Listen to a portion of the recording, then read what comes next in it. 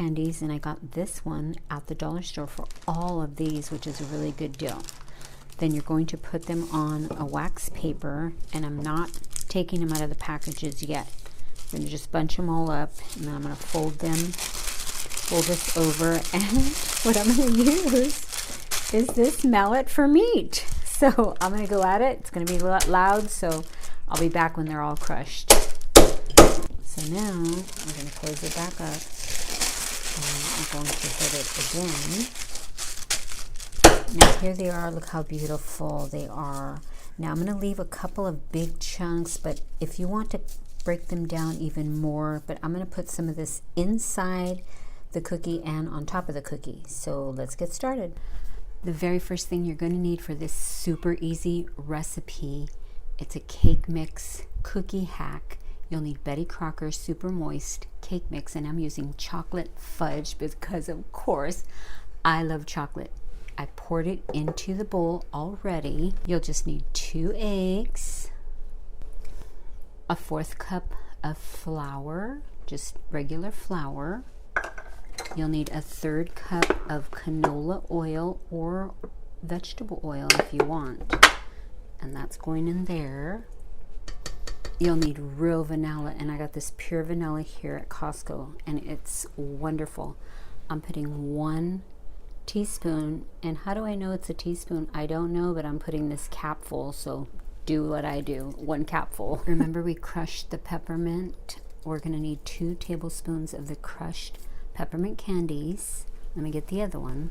Here is the 2nd tablespoon of crushed peppermint candies, and now we're just going to mix, and I will be right back. Okay, let's mix.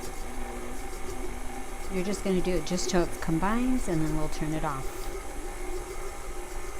Okay, here it is. It's going to be like a dough consistency, and now we're going to roll them. Okay, I sprayed my hands with some vegetable spray. Now we're just going to roll. Now you can make them as big as you want. I'm going to roll it. See how easy it is when you have it. And then there it is. I'm going to make them kind of about 1 inch size because I want to make a lot. And I'm going to show you real quick what we're going to do.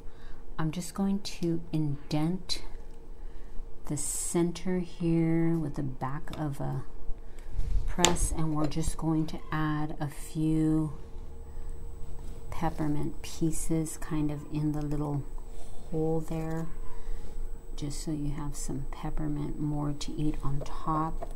And if you want to be really fancy, you can show a beautiful one, a striped piece, but that's going to take time. So there you go.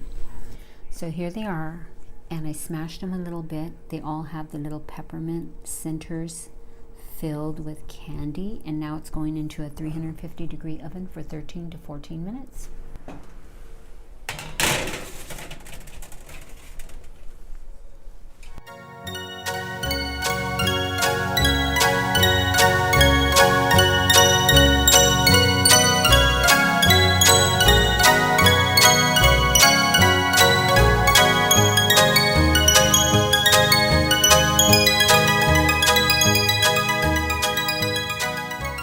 My son wanted me to do this. He wanted more icing. So if you want it bougie, here it is.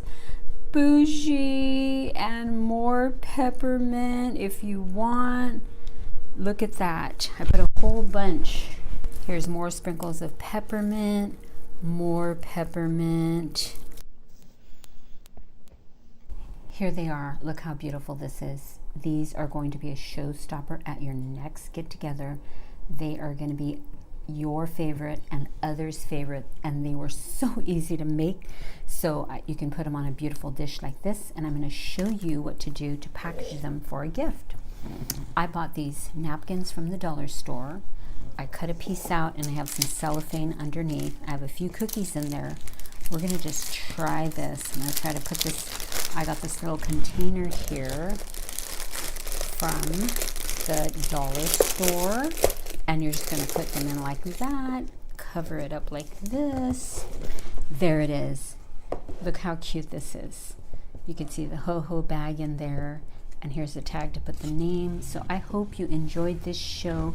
You have got to make them. I'm going to eat this one off camera. So however you want them, you pick and choose, and make sure you use Betty Crocker Super Moist. 'Tis the season to be merry. Remember, this Christmas is all about Jesus Christ, the baby that was born to save our souls. Salvation came through the name of Jesus. I'll be right back with the scripture of the day.